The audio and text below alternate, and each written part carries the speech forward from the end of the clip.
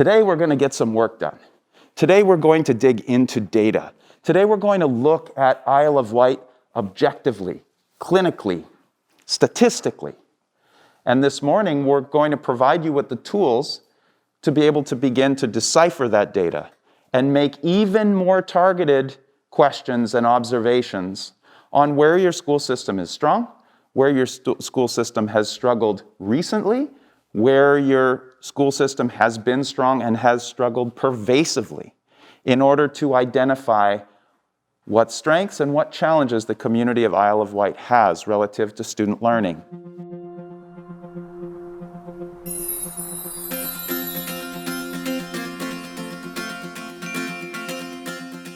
Today, we're really looking at data, specifically Isle of Wight County Schools data from the division's perspective in comparison to the state. Specifically, we're looking at assessment data, we're looking at suspension data. We're also looking at absenteeism. So, of course, those things that allow us to be accredited according to Virginia Department of Education. But we're also looking at what are those community things that we need to do to possibly reach more of our students. What does the climate look like in our classroom? What additional supports do we need for our teachers? And how can we ensure that we're continuing to recruit, hire, and sustain quality and qualified teachers within our school division? Today's conversation was really strong and very interesting. We took a deep dive into the demographic data for our schools here in the school system, as well as some of the outcome data for how our students are doing.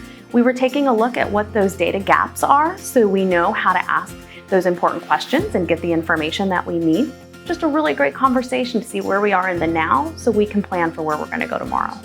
But you also got to be careful, because when you spend too much time looking at data, numbers replace humans. And we start thinking about aggregate as opposed to humans, individuals. So as a steering committee, the soul of what we do today is going to make sure that we're good at the science of data review while remembering that the decisions we make impact human beings. They impact your community. We cannot have a one-size-fits-all plan. Our plan needs to be for all students, and that plan needs to be flexible. Students need to have high expectations, but different expectations based on their abilities. Our next step needs to be setting goals. What do we expect to see accomplished in our county? And so now our goal is to say, okay, we see what we've done, and now how can it be better? How can we make sure that we are reaching all students? How can we set goals to make sure that we do have those expectations for parents, teachers, students, so that we are even more successful in the next 5 years?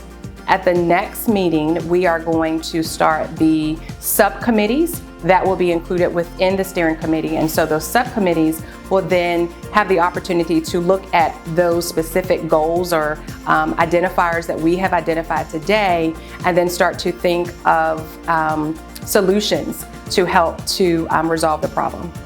I think that today's discussion of seeing where our students are, how they're performing, where those gaps are in access, as well as in those credential attainment, within those next steps, is really going to inform as we move forward into those planning stages for setting new policies, creating new initiatives, even new data tracking mechanisms that we're going to need so that we can better tell the stories for our students and our school system. There was a moment at around 10:30 today where I noticed, as your facilitator, that the tipping point of identifying all the problems transitioned into identifying innovative, practical, and necessary improvements.